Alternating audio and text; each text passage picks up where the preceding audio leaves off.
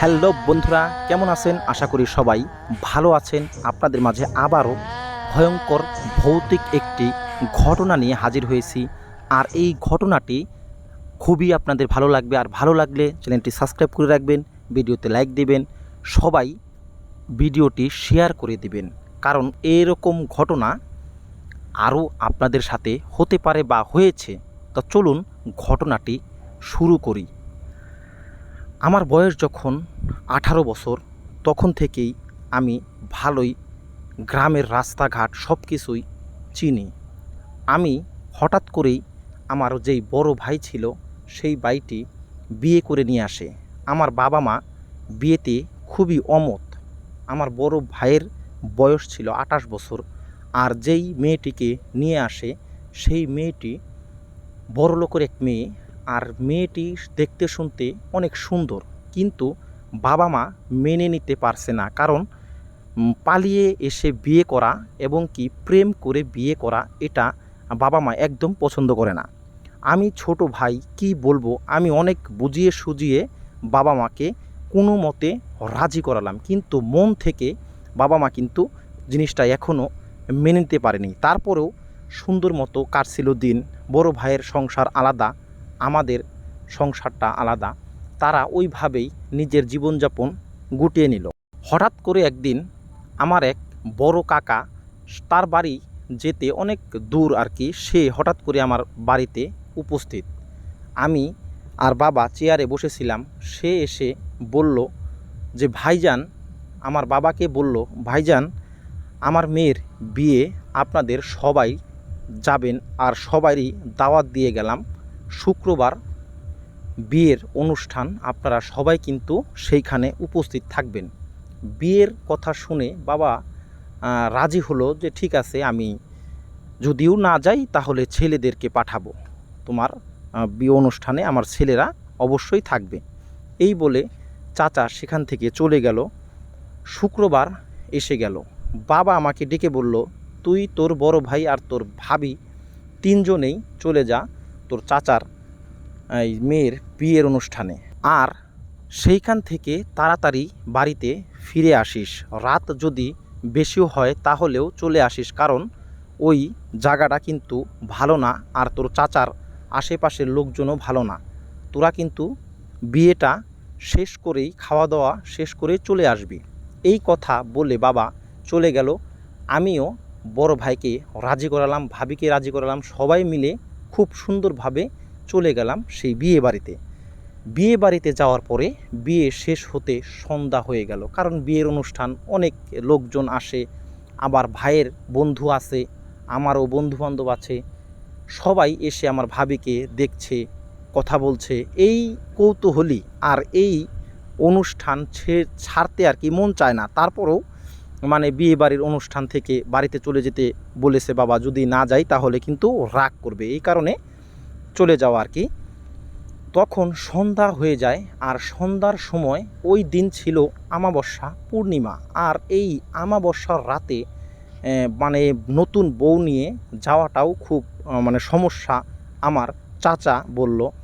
তো আমি বললাম ঠিক আছে, সমস্যা নেই, আমরা দুই ভাই আছি, আমরা চলে যেতে পারবো। টিপ টিপ বৃষ্টি হচ্ছে, এখন যেরকম বৃষ্টি এই সময়ের মতো আর কি, টিপ টিপ বৃষ্টি। কিছু দূর যেতেই আর কি বৃষ্টি জোরে নামে, আবার বৃষ্টি থেমে যায়। এই সময়ের মতোই সেই সময়টি ছিল। আমরা দুই ভাই হাঁটতে হাঁটতে অনেক দূর চলে আসলাম। আশেপাশে কোনো রিক্সা, অটো কিচ্ছু নেই।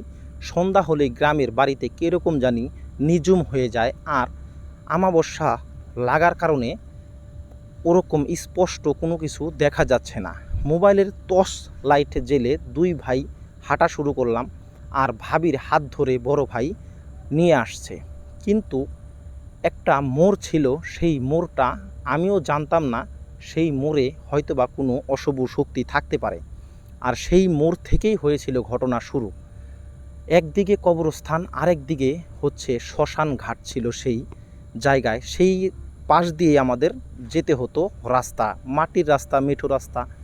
আর সেই রাস্তায় যাওয়ার সময় দেখলাম যে যেরকম পিছল হয়েছে, যদি একবার পড়ে যাই তাহলে মাজার হাড্ডি একটাও থাকবে না। তো আমি বললাম, ভাই তুমি এক কাজ করো, ভাবির ওই হাত তুমি ধরো, আমি এই হাত ধরে আস্তে আস্তে পা টিপে টিপে যেতে হবে, কারণ রাস্তা কিন্তু খুবই পিছল মাটি, আর এইখান থেকে যদি পড়ে যাই তাহলে বাড়িতে যাওয়ার আগেই মেডিকেলে যেতে হবে। এই কথা আমি বড় ভাইকে বললাম।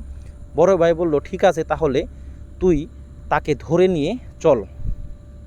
এইভাবে আমরা আস্তে আস্তে যাচ্ছি। হঠাৎ করে ভাবি বলে উঠল, ভাই তুমি আমাকে কিছু বলেছো?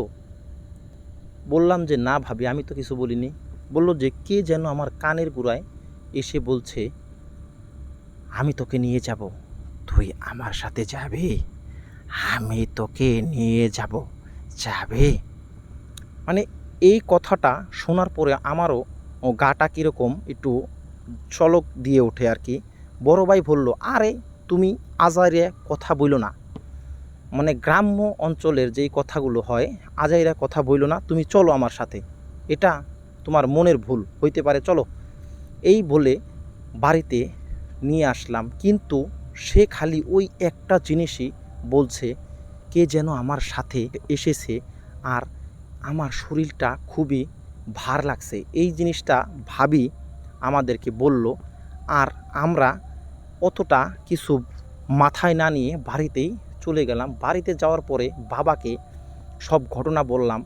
ভাবিও একটু অন্যরকম হয়ে গেছে আর কি, কীরকম জানি তার ব্যবহার হয়ে গেল, কথাটা উচ্চ স্বরে বলে আর কীরকম পাগলামি করে। বাবা বলল, ঠিক আছে তুই চিন্তা করিস না, আমি দেখি কি করা যায়।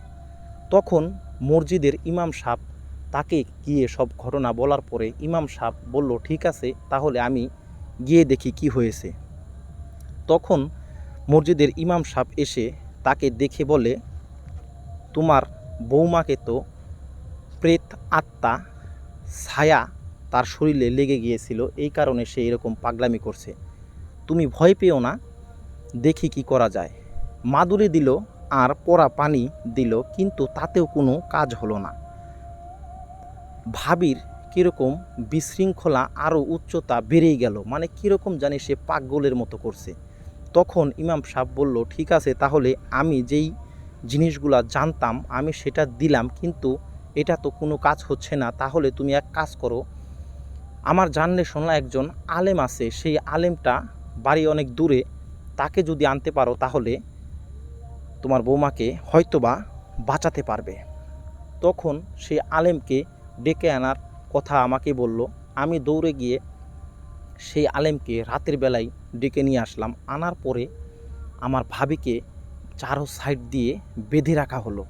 আর আলেম যখনই বাড়িতে আসলো তখনই ভাবি বলল, তুই তুই এখানে কেন এসেছিস? মানে তার যে কণ্ঠ ছিল সেই কণ্ঠটা পুরুষের মতো হয়ে গিয়েছিল। মানে সেই সময় আমার এই জিনিসটা এতই ভয় লেগেছিল যে আমার ভাবির সাথে এটা কী হয়েছে। তখন সে আলেম বলল যে আপনার বৌমাকে জিনের আসর করেছে, আর এটা পাগলা জিন বলা হয়, আর এইটা কবরস্থানের পাশ দিয়েই থাকে, চিতা খোলা যদি থাকে কোনো জায়গায় তাহলে ওই সব পাশে এই সব জিন ঘোরাফেরা করে। তখন অনেক কষ্টে তার সেই জিন ছাড়ানো হলো, আর সেই জিনটা চলে যাওয়ার আগে একটা ঝাড়ু মুখে করে নিয়ে চলে গিয়েছিল। আর এরকমভাবে গিয়েছিল যে এত জোরে ধাক্কা মেরে গিয়েছিল যে চারো বাড়িটা কীরকম, এত গরম একটা হাওয়া ছিল যেই হাওয়াটা বের হয়ে গেল, মনে হলো এরকম যে গরম হাওয়া বেরিয়ে কেমন যেন শীতল হাওয়া আমাদের সারা শরীরে বইতে শুরু করলো। আর ওইটাই ছিল আমার জীবনে ফার্স্ট দেখা, আমার ভাবির সাথে এই ঘটনাটা ঘটেছিল। আমি প্রত্যেকবারই মানে দেখেছিলাম ভূত বলতে কোনো কিছু ছিল কি না, আর জিন কাকে বলে দেখে আমি ওই ভাবির ওই অবস্থা দেখে বুঝেছিলাম জিন বা কোনো প্রেত আত্মা থাকতে পারে, এবং কি তারা খুব ভয়ঙ্কর হয়, মানুষকে মেরে ফেলতেও পারে। তো এই ছিল আমার ঘটনা। তো বন্ধুরা, এই বড় ভাইয়ের ঘটনাটি আপনাদের কেমন লাগলো? আর এই ঘটনাটি পাঠিয়েছে বগুড়া থেকে, আর বগুড়ার ভাই আমাদেরকে বলে পাঠিয়েছে এই ঘটনাটি। আর তার ঘটনা আমার কাছে খুবই ভালো লাগে, কারণ সে স্পষ্ট করে সব কিছু লিখে পাঠায়, এই কারণে খুব ভালো লাগে পড়তে। তো বন্ধুরা, এই ছিল ঘটনা।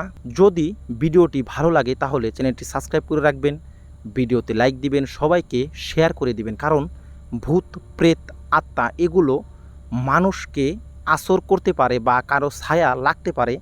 এই ভিডিওটি ভালো লাগে তাহলে চ্যানেলটি সাবস্ক্রাইব করে দিবেন। সবাই ভালো থাকবেন, সুস্থ থাকবেন।